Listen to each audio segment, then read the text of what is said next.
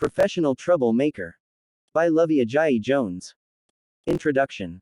I am a professional troublemaker. What is a professional troublemaker, you ask? A professional troublemaker is not the person who brings chaos into the midst of any room they are in. That person is a troll. A professional troublemaker is not someone who insists on speaking to hurt feelings. That person is a hater. A professional troublemaker is not someone who wants to disagree with people just because they want to play devil's advocate. That person is a contrarian, and Satan never told anyone he needed a supervisor, so I'm not sure why so many people volunteer for the position. A professional troublemaker is someone who critiques the world, the shoddy systems, and the people who refuse to do better. As a writer, a speaker, and a shady Nigerian, I am the person who is giving the side eye to folks for doing trash things. I am the person who is unable to be quiet when I feel cheated. I am the person who says what you are thinking and feeling but dare not say because you have a job to protect, or you're afraid of how it will land. I even wrote a whole book called I'm Judging You. The Do Better Manual. A book that I trust you've read by now. If you haven't, well, I'm judging you. Clears throat. While a professional troublemaker isn't someone who manufactures chaos or crises, they do understand that chaos can come from being honest and authentic and going against the tide. Because in a world that insists on our cooperation even in the face of perpetual turmoil, not standing for it makes you a rebel. Professional troublemakers deal with it because they have a cause. They are often sharp-tongued and misunderstood but always golden-hearted. A professional troublemaker is committed to speaking the truth and showing up always as themselves, and is almost unable to bow in the face of a world that demands it. People often ask me how I am confident in who I am, and how I have the nerve to say what I say. I've always shrugged and said I don't remember not being this person. Whenever I got in trouble when I was little, it was usually for my mouth. Being a Naija gal, I come from a culture that prioritizes age when it comes to giving respect, but that never sat well with me. Which is why little Luvvie got punished usually for telling someone older that she didn't like what they were saying or doing. But it's also because I come from a long line of professional troublemakers. My grandmother, Olufunmilayo Asterisk, was the one I got to see as I was growing up. When I really give it thought, I realize I got a generation's worth of courage from grandma. My grandma was the chairlady of the board of directors of Team No Chill Enterprises. As an elder Nigerian stateswoman, she was the epitome of giver of no dams, asterisk. She was too old to be checked. She knew how to take up the space she was given, and in the times she wasn't given space, she took it. She did all of this with a smile and charm that made her magnetic. She wasn't rude but she was direct. She wasn't hateful, but you would hear her speak her mind. She was open-hearted and open-handed and she prayed with the same fervor that she'd used to lambaste you. She could not stand to see people cheated or treated poorly. In her honesty and given the fact that she approached everything with so much heart, she was deeply loved by so many. This is the crux of what it means to be a professional troublemaker. When troublemaking meets fear. My first book, I'm Judging You, the Do Better Manual, asks us all to commit to leaving this world better than we found it. I wrote Professional Troublemaker, the Fear Fighter Manual, because in order to do better and be a professional troublemaker, you gotta do some scary shit. This book is the how to I'm Judging You's what. How do we make sure we aren't leaving this third rock from the sun in worse shape than when we showed up? How do we make sure this rotating water sphere doesn't up and quit us? Well, that answer, I don't know. Mother Earth shoulda definitely kicked us clean off it by now because we've been such dreadful beings. There is a lot to fear in this world. In November 2017, I opened the TED Women Conference with a talk called, Get Comfortable with Being Uncomfortable, which addressed this very subject. When the talk was posted, it was watched more than 1 million times in a month. At this point, it has received over 5 million views and continues to climb. Every single day, I get messages from people from all over the world talking about how much impact it had on them. The response lets me know that this idea of living through fear is a major pain point for people. We are afraid of simply showing up in the world, and it affects everything around us as a result. But here's the thing. We're human. Fear is God's way of making sure we're not being utterly stupid and jumping off mountains without parachutes. God is like, let me put something in these beings I'm creating so they aren't constantly coming back here before their time. Because I know their goof asses need limits. However, the same tool that keeps us from putting our hand in an open fire and leaving it there is the same one keeping us from telling our boss we cannot pay our bills because of how low our pay is. And that we need a raise to be able to live properly. One of the things I've learned in my journey is how much fear could have stopped me at any moment from doing the thing that changed my life. Or doing the thing that led to me meeting the right person. Or doing the thing that allowed someone else to do the thing that changed their life. We talk about living our best lives, but how are we gonna do it when we have fear holding our ankles down like some dad sneakers? I will never understand why them UGLASS * dad sneakers are a thing. Your feet look like they're embedded in some rocks as you drag those bulky things around all day. Why are people against nice things? Anyway, I digress. I don't think we can overcome fear. It's a constant fight and we will get endless opportunities to do scary shit.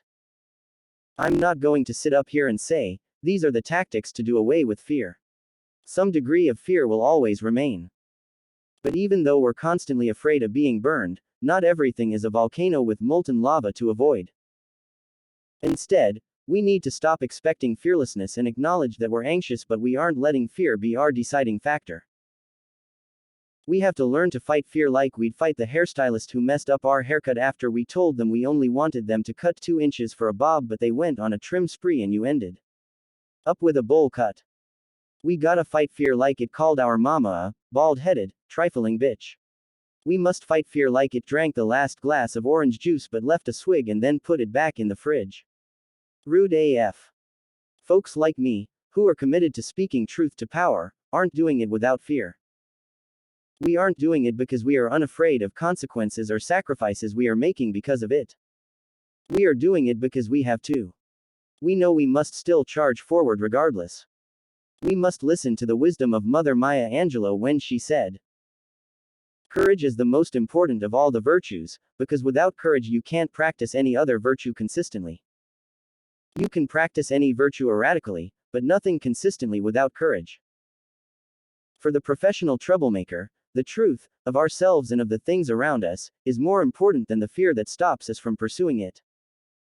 The things we must do are more significant than the things we are afraid to do. It doesn't mean we don't realize there are consequences. It means we acknowledge that they may come but we insist on keeping on. Professional troublemakers recognize that fear is real, and that it's an everlasting hater, but it must be tackled. This book is a middle finger up to fear. Now, I say all this acknowledging that there are systems that make saying, fuck fear, riskier for some of us. Our marginalized identities compound the effect of wanting to step out of and over our comfort zones. I know that it can be a privilege to be in the position where you feel like you have the choice to be a professional troublemaker. That is why I'm hoping that this book, written by a black woman, an immigrant who was poor at some point but didn't know it, somehow allows you to have the gumption to be a troublemaker for yourself. I think it is important that we know what our problems are, and that we create the solutions for them. We need to create the world we prefer to live in. That being said, everything I ask of you in this book I ask of myself first, and I ask of myself always. This book is my excuse to tell me to continue to make trouble in the best ways. It is me giving myself permission to not be fearless, because fearlessness doesn't exist. I think the fear will always be there, but what's important is that I go forward anyway. This isn't a life of sine metu, Latin for, without fear. It is a life of, I might be afraid but I won't let it stop me. What I'm sharing in this book is what I would have loved to tell 10-year-old me so that she could always find the confidence to be different. Along with, don't let them glue that weave in your hair for that college dorm fashion show. It's gonna pull out your hair and sabotage your edges for a couple months. It ain't worth it. This is also the book I needed when I knew I really didn't want to become a doctor, but since it was the dream I'd tied myself to since I was little, I was afraid of choosing something else. I didn't call myself a writer even though I'd been writing 4 times a week for 9 years, and my words were reaching people in ways I'd never imagined. I was asked to do the biggest talk of my career and I turned it down 2 times before saying yes because I didn't think I was ready, and I was afraid I'd bomb on stage. This is also a book I need now, in the times when I'm not feeling so bold. It's a book from me to me that I'm letting other people read. Because even now, I still need the prompts I've put here. Even now, I still need to remind myself to do the scary shit I'm compelled to do and deal with how it falls. Even now, I still stop myself from time to time. This book is for me. The me from yesterday, the me from today, and the me in the future who will need the extra push. It is the book I want to give to my kids one day to embolden them to move through this world unburdened. In the B section, I'll be talking about the things we must get right within us before we can do the things that scare us. Because half the battle is with our own self, our own insecurities, and our own baggage. We gotta Harlem shake it off. Did I just age myself? I'm fine with it. In the say section, I'll be pushing us to use our voices for our own greater good, and therefore everyone else's. We're so afraid to say the things that are necessary, and it is part of the reason why we find ourselves constantly fighting a world that doesn't honor us. We've gotta say what is difficult even when our voices shake. In the do section, I'll be encouraging us to start putting movement to that voice we're unsilencing. A Ralph Waldo Emerson quote I love is, "What you do speaks so loudly that I cannot hear what you say." It is time for our actions to start proving the truth of our words. Throughout this book, I'm also going to share stories of my grandmother, because her life is truly my biggest lesson on living beyond your fears. My hope is that the next time you want to do something that takes your breath away as you think about it, you'll find words in this book that tell you, yo, you got this. Even if it fails, you will be okay. So, let's get to it. Me telling on someone to my grandma at her 60th birthday party, and her making it seem like what I had to say was the most important thing in the world.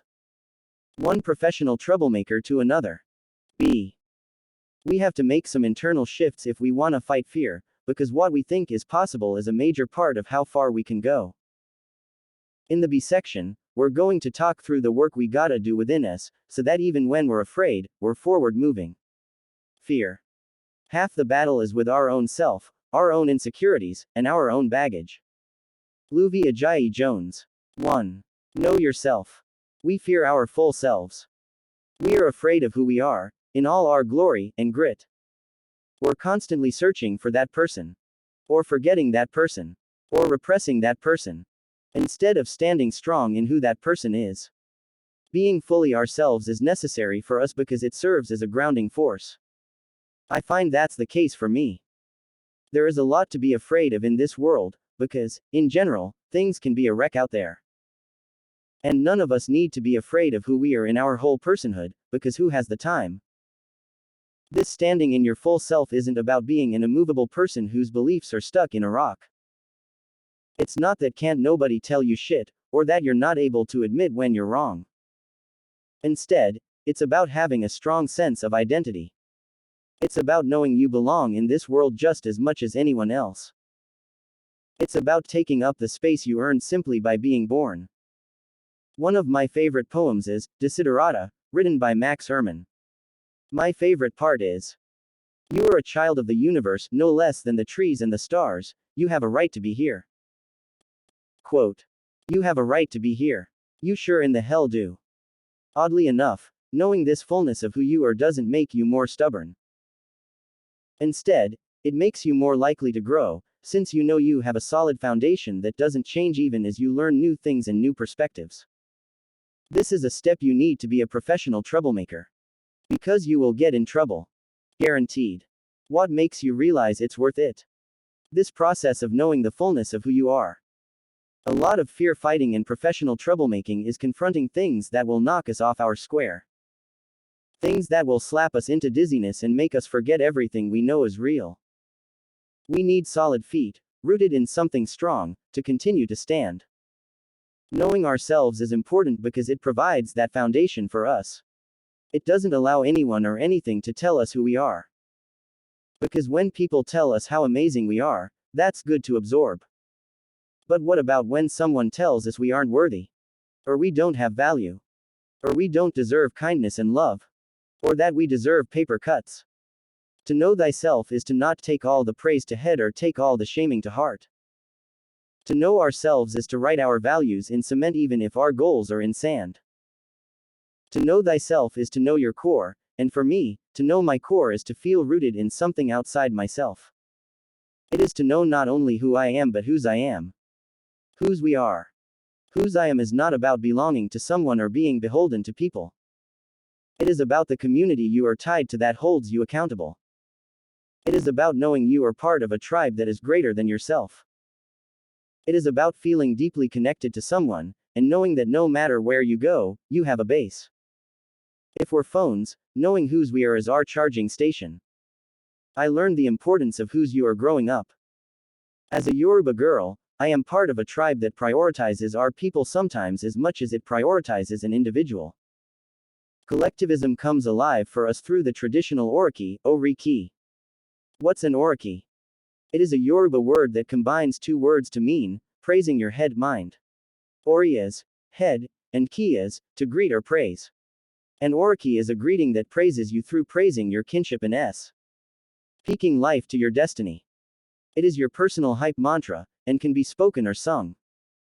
The original attempts to tell you who you are make up your oriki. It's used to remind you of your roots and your history. It might include the city your father's from, and where his father is from. It might include the things that make your family name special. It brags in your people. It lets people know who you were, who you are, and who you will be. It reminds you of those who came before you and blesses those who will come after. It might even include some shade. Orikis are often sung at birthdays and celebrations. They are also sung to see you off into the next life. An oriki connects you to your ancestors, and it will move even the most stoic to cry because you feel it in your chest. Your tear ducts just give up the ghost and let the water go. I am the granddaughter of a woman named Olufunmaleo Juliana Faloyan, and she's the one who serves as my compass. When grandma would say her own name, she'd always say it with a smile. Which makes sense, because her name literally means, God gave me joy. It was like her very self and presence brought her joy. When they sang my grandmother's oriki at her funeral, I got emotional because it was a poetic affirmation of her presence on this earth and a send-off. It was a standing ovation for her spirit. This is part of my grandma's oriki. Omo ogboni modu lor, mir ni akun. Omo fulani ijesa imuni ma paro oko oni. Omo afai os. Foso ki omo elamiran fi ieru fo te. Omo arugbinran o bodide. Omo olumos atakun iya fohan. Ogboni gba mi, odafin gba mi. Nita ni gba la g bani. What it loosely means because there are some Yoruba words that don't exist in English, and it is really tough to give exact meaning, is the child of royalty. The child of the Ij Sa Fulani who dominates one and dominates one's property. The child who brings out soap to wash her own clothes while someone else's child brings out ashes to wash hers. The child that springs up money, wealth, in multiples. The child who beats his chest as he speaks with confidence. Ogboni, save me. Odafin, save me. It is the one that is prominent enough to save you that steps up to do it. It ties her back to those who came before her and gasses her up. I don't know my oriki. Many of us don't. Like a lot of traditions, orikis have been deprioritized as generations pass. I'm out here oriki less AF. But it's okay. I'm fine, really. I'm not mad at all that by the time I came along, folks were more blasé about it. Clearly I'm low-key salty, but I'll deal with that with my therapist. However, a lot of what we already do is derivative of orikis and we don't even realize it.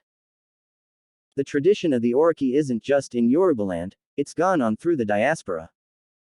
You can see it in the way people rap about themselves. It's in the way people praise God. It's in the way we say who we are in the moments we feel most proud. When Christians praise God, we say, King of Kings, Lord of Lords, Alpha and Omega, the beginning and the end, the I am, the Waymaker. That's an oriki if I ever heard one. When we think about how people are introduced in something as made up as the TV show Game of Thrones, it tracks. Daenerys Stormborn of the House Targaryen. First of her name. The Unburnt. Queen of the Andals and the First Men. Khaleesi of the Great Grass Sea. Breaker of Chains. Mother of Dragons. That is such an oriki. Didn't you feel gassed up on her behalf anytime they introduced her? I know I did. That's what it is for. I tend to write ones for people I admire to gas them up as I please. I've done a few in the past. For Michelle Obama. Michelle LaVaughn of House Obama. First of her name. Dame of Dignity. Melanin Magnificence. Chic Chickagone. Boss Lady of Brilliance. Owner of the arms of your envy. Forever First Lady. For President Barack Obama. Barack Hussein of House Obama. Second of his name. Swagnificence in the West Wing. He who speaks in complete sentences. Shea butter-skinned leader of the world. Michelle's boo. 44 for life. For Beyoncé. Beyoncé Giselle of House Carter. First of her name. Snatcher of edges. Killer of stages. Citizen of Creole Wonderland. Legendary black girl. Wakandan Council President. For Oprah. Oprah Gale of House Winfrey. First of her name. Changer of the world. Protector of the realm of Norpublic. Creator of paths. Breaker of chains and limits. For Toni Morrison. Toni of House Morrison. First of her name. Architect of words. Acclaimed author. Shifter of culture. Netter of Nobel Prize. Writing domino. Legendary laureate. For Aretha Franklin. Aretha Louise of House Franklin. First of her name. Dame of Detroit. Empress of elevated sound. Reverberation royalty. Vocal victor. Sovereign of soul. Oral authority. For Janelle Monáe. Janelle of House Monáe. First of her name. Citizen of the future. Walker of tight ropes. Sprinkler of #Norpixie dust. Rocker of the baddest suits. Giver of no intergalactic fucks. Head android of Wonderland. So, how do you write a simple Game of Thrones style oriki for yourself? Here's the formula, and how I come up with the intros. First name and middle name of house, last name. Number of her, his, their name, i.e., juniors are, second of their name. That's the easy part. The next part. Throw humility away. The point of this is to give yourself all the credit. I want you to acknowledge the things that make you proud and the things you have accomplished. They don't have to just be professional, but they can be things that feel like your superpower. Feel free to use royal titles for yourself: Queen, King, Earl, Duchess, because why not?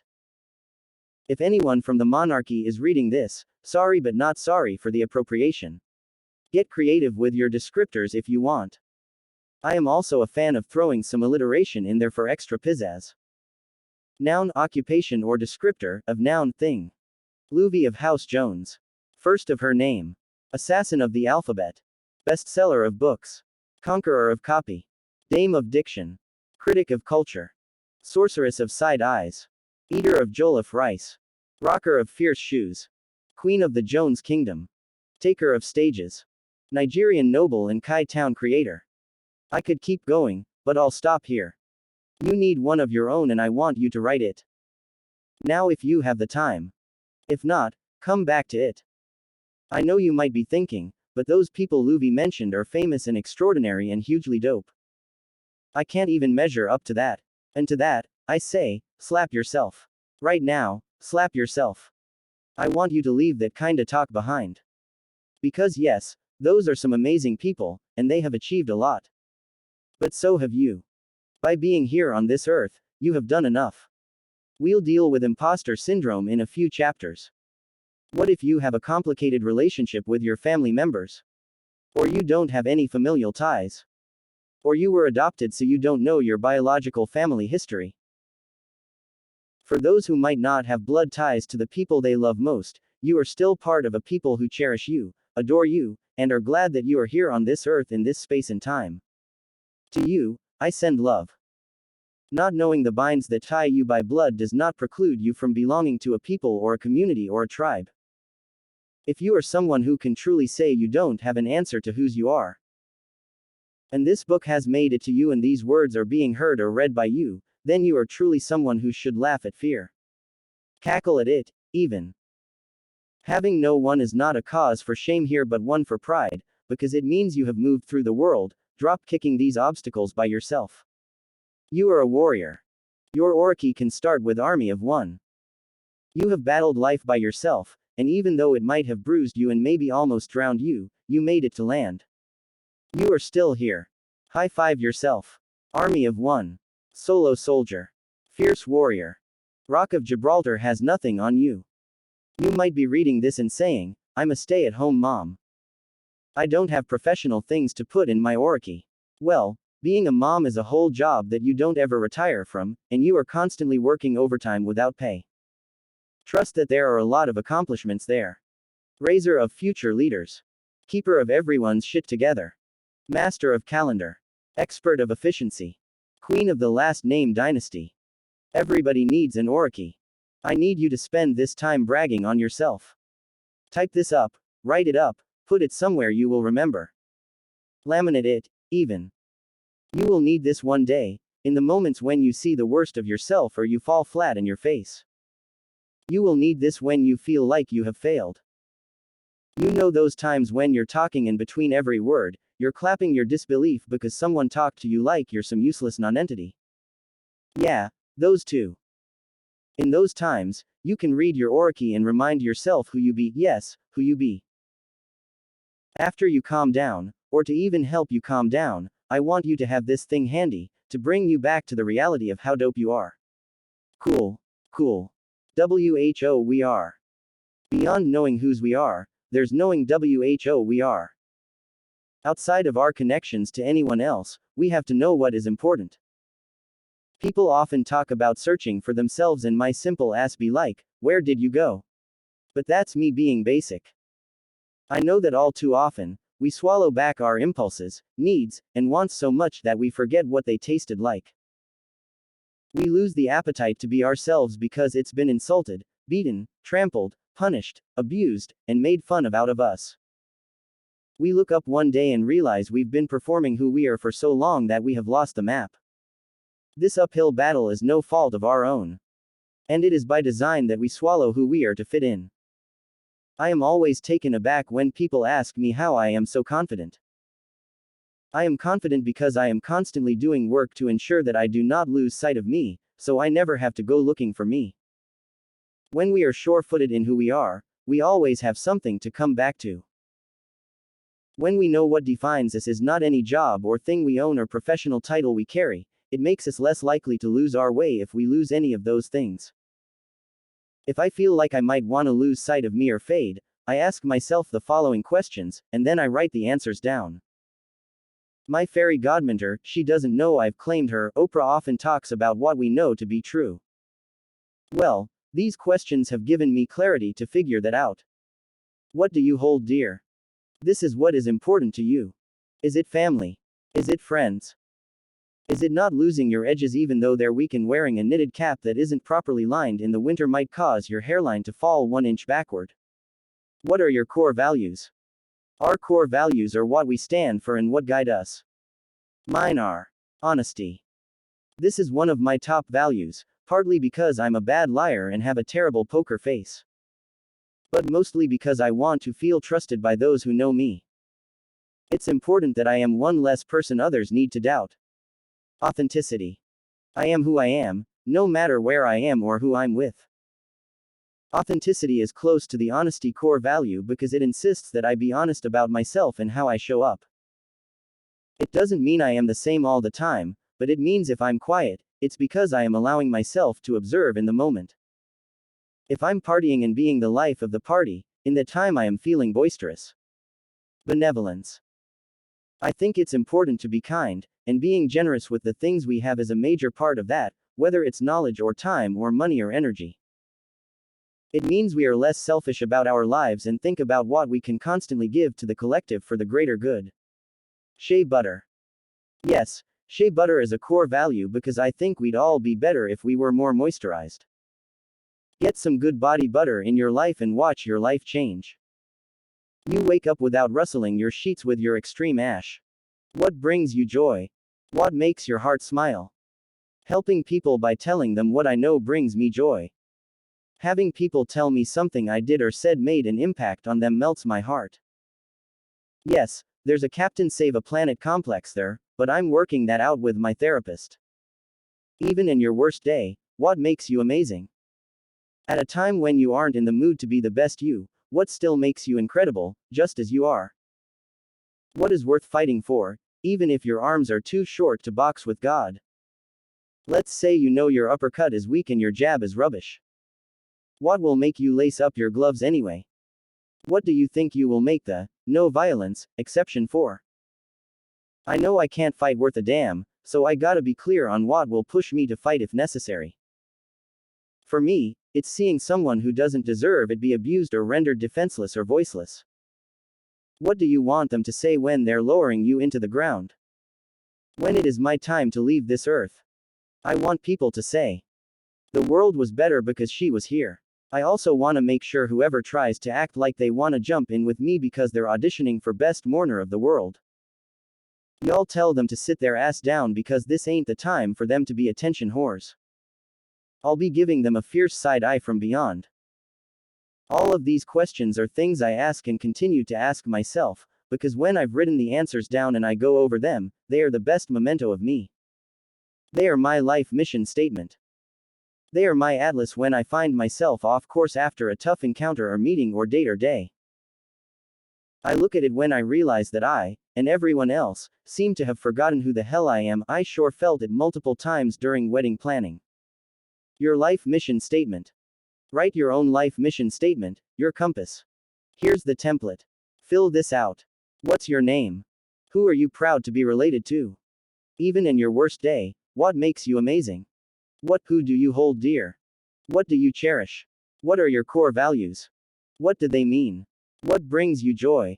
What is worth fighting for, even if your arms are too short to box with God? What do you want them to say when they're lowering you into the ground? Download this worksheet and other professional troublemaking resources at fearfighterkit.com. Here is mine. I am Ifeoluwa Luvvie Ajayi Jones. I am the granddaughter of Funmaleo Faloyan and the daughter of Yumisi Ajayi, *. I am the wife of Carnell Jones. Even on my worst day, I can look in the mirror and be proud of the woman I've become. I have no regrets. My family, both blood and chosen, are who I hold dear. What I cherish is my life, lived happy, whole, and healthy. My core values are honesty, authenticity, benevolence, and shea butter. This means I tell the truth, I'm real to myself and others, I'm generous, and I refuse to be ashy because I should always prioritize being moisturized. It brings me joy when I'm able to make someone else's life easier. Also, seeing my enemies upset. Because petty. I didn't say Jesus was done working on me yet. What I fight for are people who feel like they are powerless or voiceless. When I'm no longer here, I want people to say, the world was better because she was here. You can show it to others, but you don't need anyone else to read it but you. Above all, it is for you. This exercise not only lets you know who you are on paper, it also shows you who you aren't. We are often weighed down by other people's projections, preconceptions, and the patterns they expect from us. We are frequently defined by systems, stereotypes, and structures that are larger than us. To know who we are is to insist on knowing we are not what others put on us. We are not the names people call us. We are not our worst moments. So when people try to impose all this agony and trauma on us, we can say, nah. That's not my problem. Once you know who you are, it's easier to refute who you aren't. Do you know who you are? Do you know how much fight it took for you to be wherever you are today? Do you know how many things could have gone wrong to keep you from even being born? Do you know that none of the people you are scared of and none of the situations you're afraid of are bigger than any of that? Do you understand how dope you are? Because there are battles you have fought and mountains you have climbed that almost took you out. But they didn't. They did not. You are here now and 1,000 motherfuckers shouldn't be able to tell you shit that makes you feel like you don't deserve good things. Don't let people who can't spell your name right tell you about who you are. Don't let folks who only have courage behind a keyboard define your goodness or your worth as a person. Do not let people who are already rooting for you to falter insist in your value, because they will steer you wrong. When you are tempted to believe someone's tainted version of you, or believe their projection of who they think you are, reread your mission statement. Remind yourself of who the hell you are before trying to remind anyone else. Because, ultimately, the world will continue to misunderstand us and call us patchy-headed scallywags with lice. We can't control that. What we can control is our own image of ourselves, and how surely we are worth loving, defending, and redeeming. In all of our messed up, scared glory. Your professional troublemaking depends on it. I hope you feel sufficiently gassed up. I hope this is a chapter you are able to come back to time and time again. I hope in future chapters when I ask you to do things that might be tough, you feel encouraged to know that you are okay. And that you are reminded that you are a legacy of a lot of things going right, even if a lot has gone wrong on the way to this point. 2. Be too much. We fear being judged for being different. When we talk about people being their full selves and how a lot of people are afraid of it, it's not that people don't want to show up as themselves. It's that they know that when they show up in their full splendor, they will be judged for it. Being ordinary and unremarkable is hardly a life goal, but we are often scared into being that way. Even though people like to act fake offended at the idea that they're being judged, we know good and well that we are all judging each other. We just happen to critique each other on the wrong things, like what we look like, who we love, what deity we worship, if any. Instead, we should assess each other on how kind we are, how we're showing up for other humans, and how we're contributing to the world's problems, large or small. I also like to judge people on whether they drink kombucha, because I don't understand how anyone can appreciate something that tastes like moldy beer, toenail clippings, and bad decisions. We judge each other and are judged every single day on who we are and how we are. And oftentimes, people bang their internal gavel on us and decide that we are too much. 2. Adverb. To an excessive extent or degree, beyond what is desirable, fitting, or right. Dictionary.com. To be too something is to do or be something to a level that folks find to be uncouth. It's to be different. Many of us have been called too loud, or too aggressive, or too passionate, or too intimidating, or even too quiet, or too sensitive, or too tall, or too short, or too black. And when people say we are too something, they aren't making a casual observation. They are requesting that we change this thing, that we turn the volume down. Then we feel self-conscious or embarrassed, and turn inwardly to fix something about ourselves that someone else has defined as a problem. The problem. What we've been told is too much is usually something that is core to who we are, or how we appear, and often it's something we cannot change. How is someone too tall? Should they hunch over to come down to your level? How is someone too black?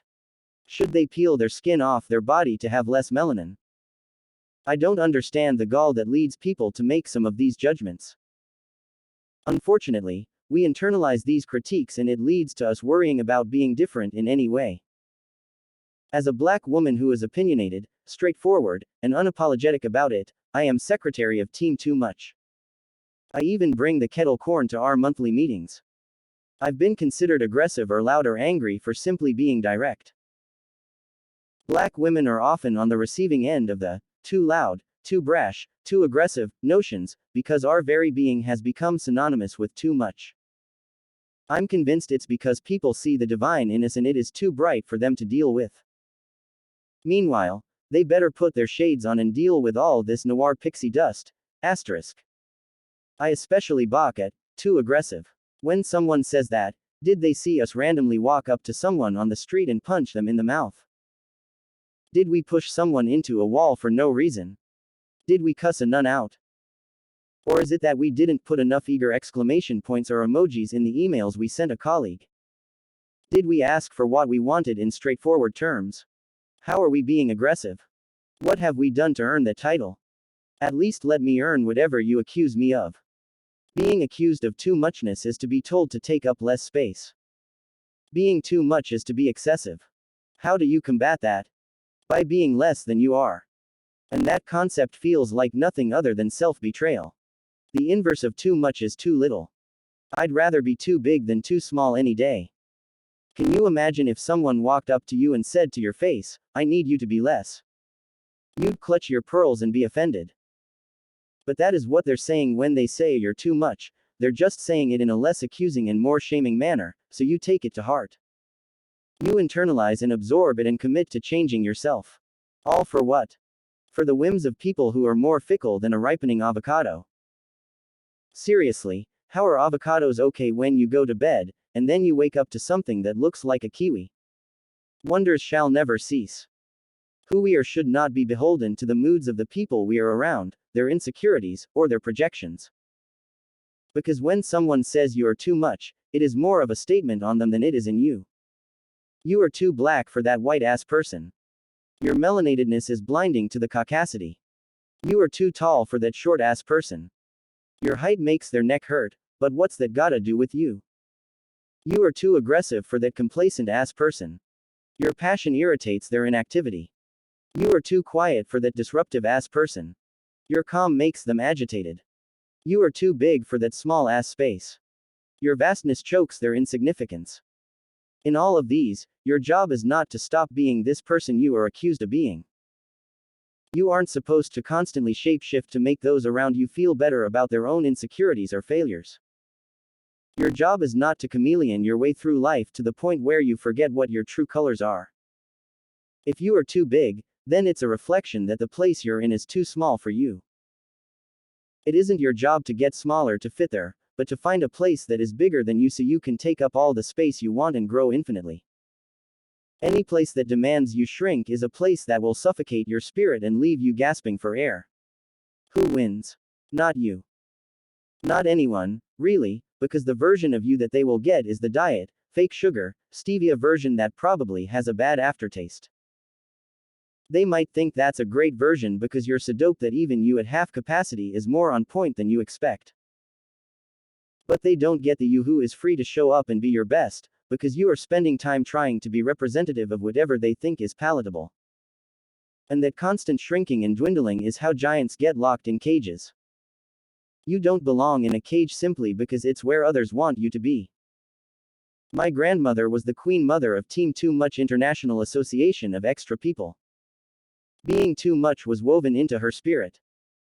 She was too bossy, too confident, too aggressive, too brash, too headstrong, too assertive, too feisty, too strong, too dramatic. Mama Faloyan, as so many people called her, was the definition of boisterous. Everything she did was big, and I don't think it occurred to her to ever shrink herself. Let's talk about her theatrics. As an older Nigerian woman, being too dramatic was an obligation of sorts, a set of cultural mores to follow. It was destiny fulfillment. In fact, her entire existence demanded that after she got to a certain age, she had to be melodramatic, otherwise she wasn't doing it right. It made her a joy to be around even when she was upset, because it was often super amusing. Grandma used to come to the United States once a year and stay with us for a couple of months at a time. She had a tendency to do the most, so of course she and my mom would clash from time to time. One day in particular, they had a major argument and Grandma, in all her feistiness, got extra upset. This lady suddenly went in her room, threw a few things in a trash bag, put on her shoes, and came into the living room. She had on her house scarf, socks, and sandals. She threw on her coat and grabbed her purse. She looked ridiculous cause nothing matched or went together, but that was part of the act. We asked her where she was going and she replied with, "I'm leaving. I'm going to go sit at the bus stop and wait for the people who pick up old people to come and get me." I didn't know when the laugh escaped my mouth, but it was too late to catch it. I cackled. She looked at me, all serious, almost offended. Me. "Grandma, who will pick you up?" "Grandma. I don't know. Someone will take pity on me and come get me." I wanted to be like, "Lady, stop it." But I couldn't because I was not about to be the target of her wrath, so I had to fake beg her to stay. You know she wasn't going anywhere. The trash bag made no sense, because this woman had perfectly good luggage, but she had to do her one-woman show. Also, is there some sort of random old people pickup service that I haven't heard about? Like a dog catcher for elders? Like a free Uber service for hysterical geriatrics? Phew. It was hilarious. You might say it was too dramatic, but at least it was amusing. And 2 extra. Well, she was a pro at that. When my grandmother turned 60 years old in 1991, she decided to do a 7-day celebration to commemorate her life. It was in Ibadan, Nigeria, where she lived and where I grew up. She rented 3 massive tents and closed off 3 blocks in front of and surrounding her house for the festivities. No one had to RSVP because everyone was invited. I don't think folks counted, but there had to be about 1,000 people who came each day. A cow was killed every day and served in delicious stew for everyone to partake in. The jollof rice was endless. Grandma hired Ebenezer Obey, who was Nigeria's top musician at the time, to come sing and perform from evening to sunup. Literally. He got off the stage at 6 a.m. She threw 3 major parties in those 7 days, and her church choir performed. Come on, holy concert. They showed what an anointed turn-up really is. We members of her family wore a so Ebi asterisk the whole time. Mama Faloyan herself wore the heaviest of laces, and gold chains so big she'd make some rappers jealous. She had 2 cakes for each day. I especially remember the one that was in the shape of a Bible, because super Christian. The whole celebration was a lot. Some might even say it was too much. But why not? How many times do you turn 60? Once. Do it big, ma'am. Whether you thought my grandma was too anything, you didn't wanna miss that party. This same woman who people thought was too loud was the one people came to help them raise a ruckus when they were being treated unfairly or had a problem with some figure of authority. She was loud not only for herself but for people who she thought didn't have a voice to be loud for themselves. I remember plenty of times when we'd get visitors who were looking to her to mediate a conflict they were having with someone who was trying to cheat them. One phone call from her and it would be resolved. Her loudness was not just in service of herself, and people didn't consider her too loud when it was in their favor. It is also why she was deeply honored. I am a proud Nigerian woman. But when I was 9, I moved from Nigeria to the United States and started at a new school, and my confidence in myself was shaken for the first time ever. It was one of the only periods in my life when I felt like I needed to shrink myself because I was too much. I was too different. Let the record also show that I didn't know we were moving. I thought we were going on vacation, like we had in the past. Nobody consults the baby or tells them the decisions, I guess. SMDH. What tipped me off that we had moved? When my mom enrolled me in school. I was like, wait. We're staying here. But it's cold. We had the nerve to move from balmy all year round Ibadan, Nigeria, to Chicago, USA, where the air makes tears run down your face for 8 months out of the year. Anywho, the first day of school when I walked into my classroom, the teacher asked me to stand in front of all these strange faces and introduce myself. I immediately knew I was different, and I felt self-conscious in a way I never had before. Who I was and where I was from were too off path from what the people in that room were used to. It was my first time walking into a room where not everyone looked like me.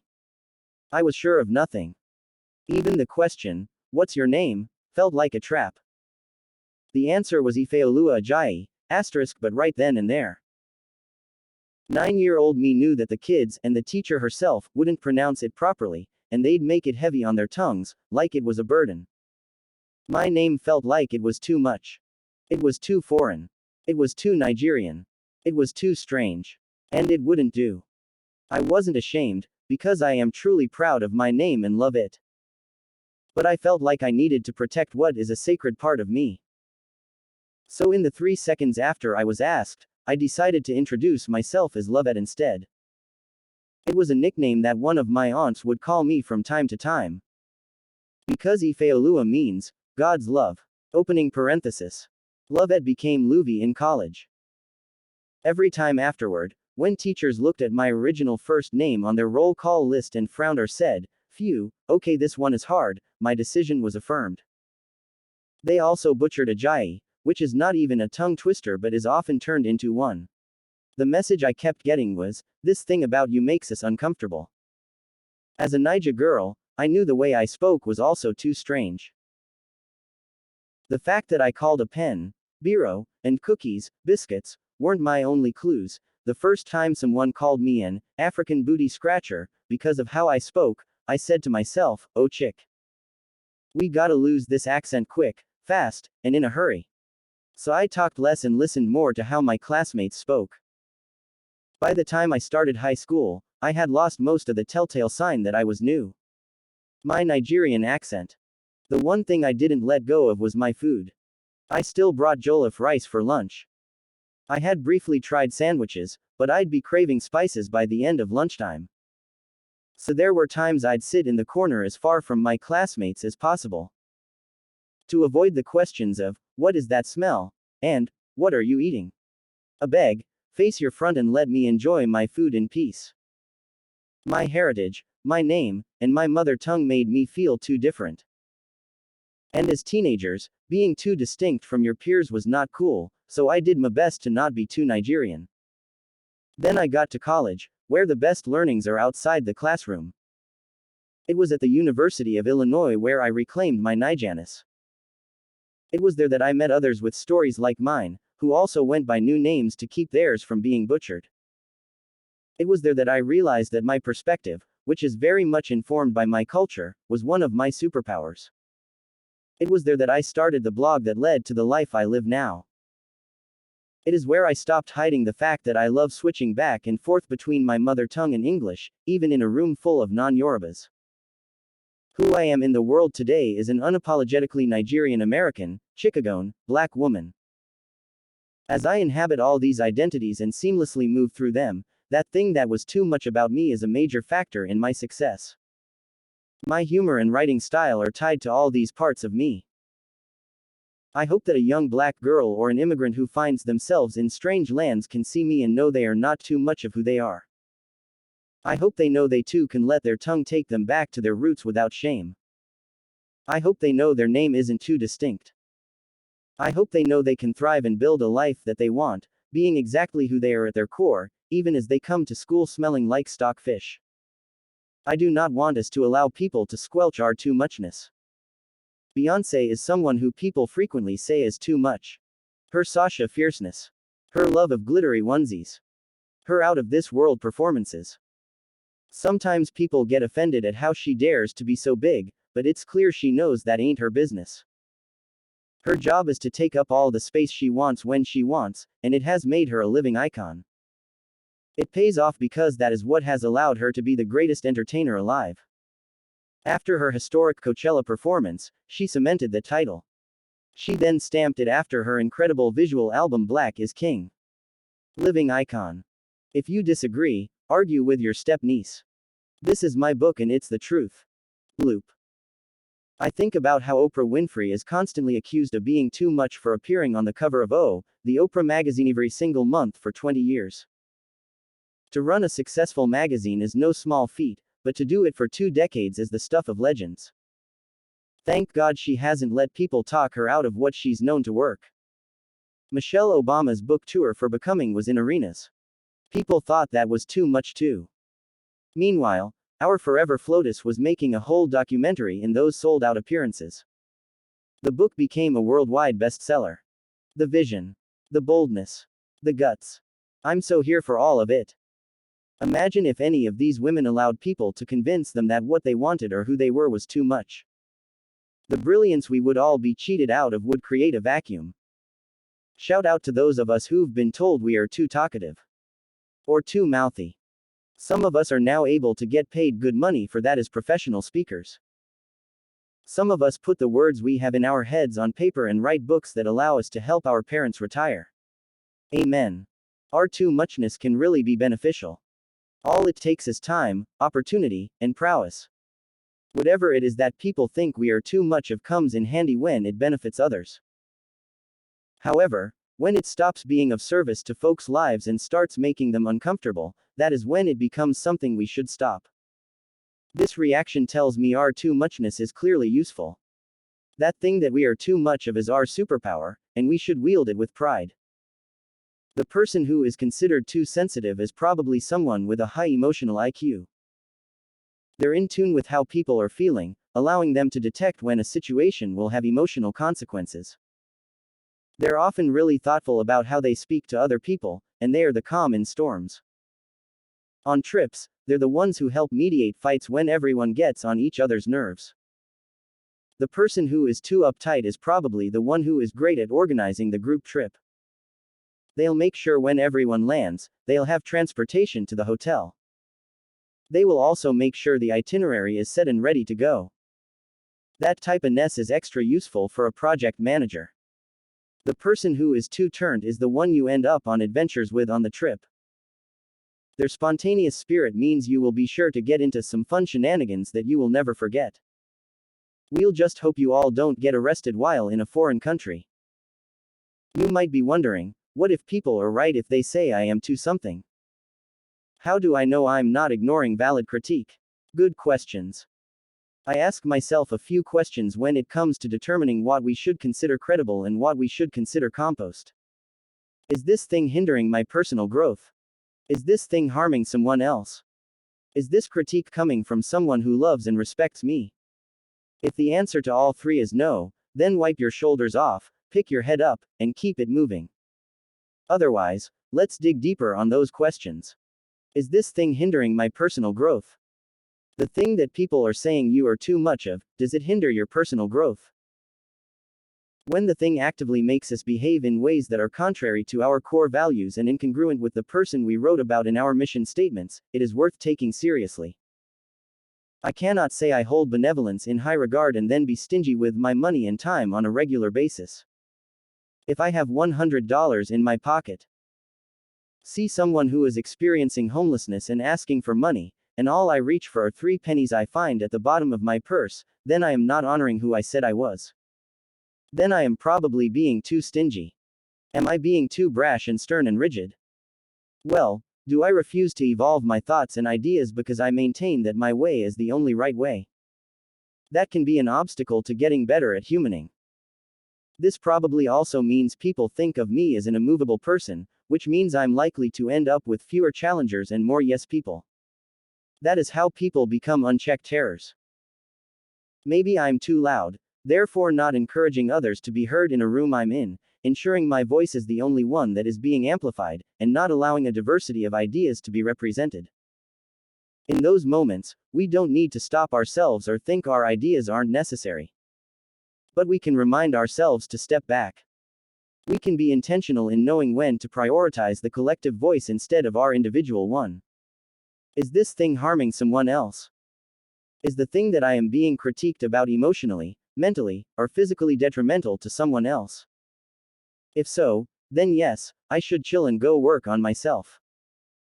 The person who is called too aggressive might need to get their lives right if it comes with them being abusive to those around them. There absolutely are people who will put hands on other people, even those they say they love. Being physically aggressive mostly comes in handy if you're a professional boxer or an MMA fighter. But a regular human being who is known for constantly throwing bows. That is certainly not who I want to be, and that is not someone I want to be close with. Am I enabling their abuse? Will I feel safe around them? Will I be the object of their physical aggression? Are you being too loud when you visit someone who has a newborn, therefore waking them up? Please take the time to shut up, because you deserve a cuss out for being inconsiderate. That new mom or new dad has the right to drop kick you out their house. Relax yourself. You can also definitely be too loud if you're in a movie theater or a library and you need to use your inside voice. Lord knows I don't have any inside voice. I got an external articulation with my Nigerian ass. I whisper at 50 decibels, but God ain't done working on me yet. Does your sensitivity mean you cry anytime you are challenged, therefore using your tears to manipulate others into always giving you your way? There are people who weaponize their tears to avoid accountability.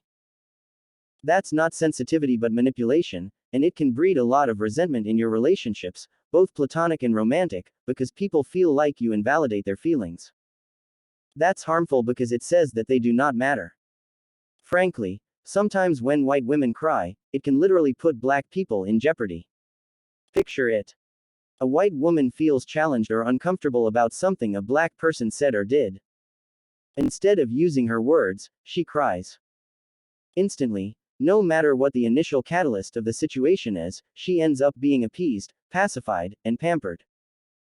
We've seen literal white woman tears shut down conversations, even if she was the instigator of the conflict. The other person ends up being scolded, or fired, or arrested, or killed. When Lorelai cries, heads roll. So yes, times like those can lead to someone else's harm. That is when you check yourself and do better. Otherwise, we need to be clear about when we are being too to a fault.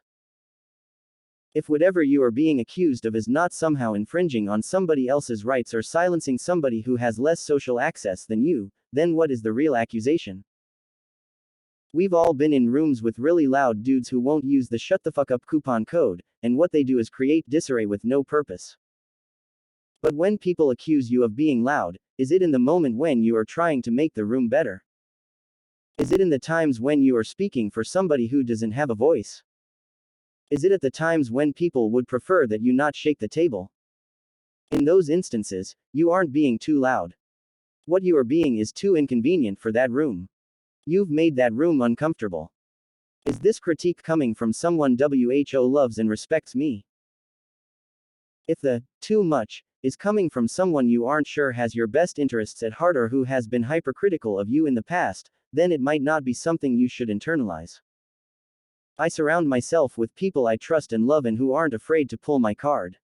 When they, my life's board of directors, call me in and tell me I am being too something, like stubborn, stern, thoughtless, I reflect, process what they say, and then figure out how I can do better and show up better next time. If it's coming from someone who is a troll or a known hater or even someone who might be going through their own trauma in the moment, I have to take it with a grain of salt. This is especially useful in the age of social media, where thousands of people can make judgments on who we are at any given point. Imagine a tweet that goes viral, that has people you will never know and who don't give a shit about you coming at you. As they are telling you you're too something, you will need someone close to you to vouch for that thing to be given credence. But here's the thing. Sometimes the people who tell us we are too something are those who love us dearly and want the best for us. They can be people who are closest to us, parents, friends, spouses, and really do adore the ground we walk on. They mean us well, but sometimes we hear, "You are too blank," from them. It is possible that they are trying to protect us by making that judgment, but they can be projecting their own insecurities, anxieties, and fears onto us in the process. You have a mother who is more of a quiet type. She might have told you she thinks you need to be more calm or to stop being so brash all the time. We've had family members tell us we're too skinny in an attempt to make sure we are eating as we should be, but it comes across as shaming of our bodies. And shout out to all the aunties who have greeted someone with, "You're putting on too much weight," or, "You're getting too fat." They mean well, but the road to hell is paved with good intentions. Many a kinfolk have created inferiority complexes in people they love with their declarations that we're too something. And instead of rejecting their callousness and letting their lack of chill slide off our backs, we take it to heart, blamelessly. Because the people with the ability to hurt us the most are those we love the most. This third question should not be considered without the first two. Because if we do take on what our family and friends say about us always, even though the thing they critique does not hinder our personal growth or hurt anyone, we'll be walking replicas of them. Or we'll spend our lives trying to measure up to the person they think we should be. We'll be in constant pursuit of their validation, as opposed to constant pursuit of our own growth. And chilly, that is exhausting. Someone called you too tall. Do they not understand that it means they are less likely to need a step stool when you're around? Don't they realize that you can always see above folks at the concert so you can help narrate what's happening on stage? Plus, you probably take amazing group selfies because your arm has reach. Who needs a selfie stick? Not you. Someone thinks you're too bold. It means you get anyone's attention, and that comes in handy in a crowded room. It means you aren't easy to forget, and that is charisma. Someone thinks you're too emotional. It means when you're about to get a traffic ticket, you can probably cry on cue and make the cop feel guilty enough to give you a warning. I'm kidding. Sort of. So what should you do? Be too much. And do not apologize for it. If your too muchness is not obstructing your personal evolution or actually hurting someone else, stand in it. Notice I said personal evolution. Professionally, there is a lot hanging on us being as undifferent from what is expected as possible. We enroll in courses and workshops that teach us how to interview exactly like someone else. We pose for LinkedIn pictures in white button-downs so we can look very standard.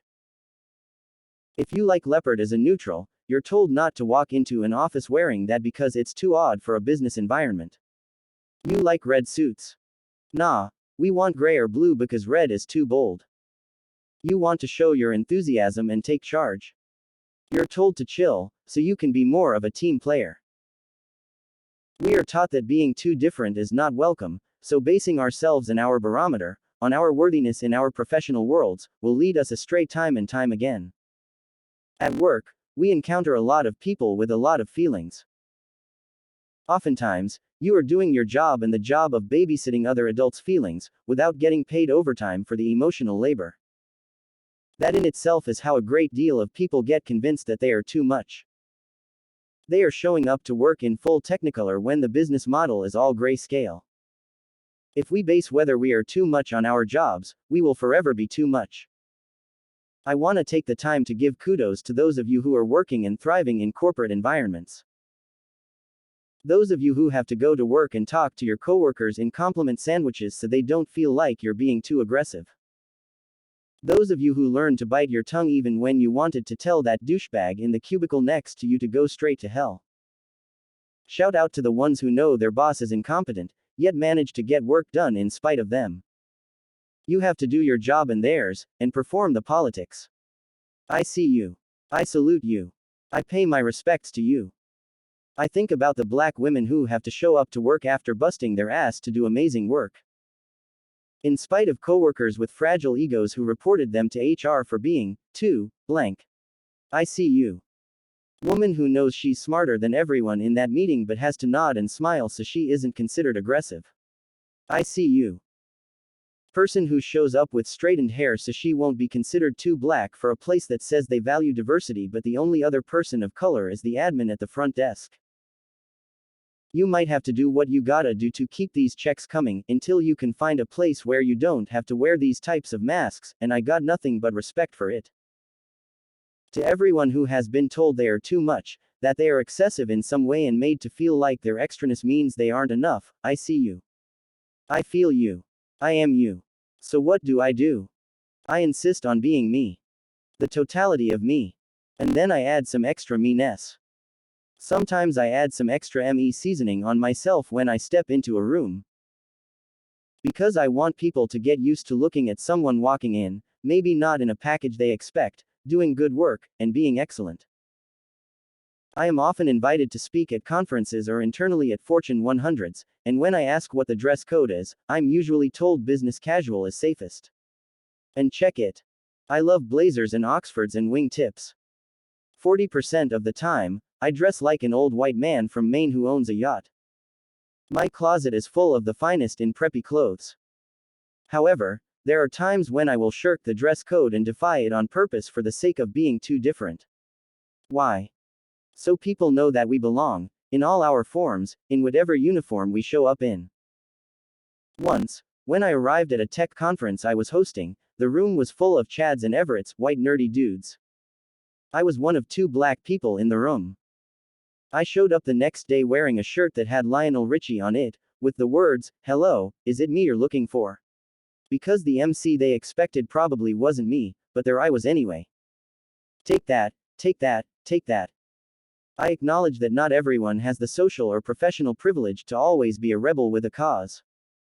And I am not here to make you feel some type of way about doing your best. Rather, I want you to keep your head above water in a world that might feel like it is trying to drown you. Do what you can when and where you can. Don't beat yourself up. Lord knows you got enough trees to cut down. You don't need to be your own personal thorn. I am, however, here to let you know that you aren't alone in being told you are too much. And there isn't anything wrong with you.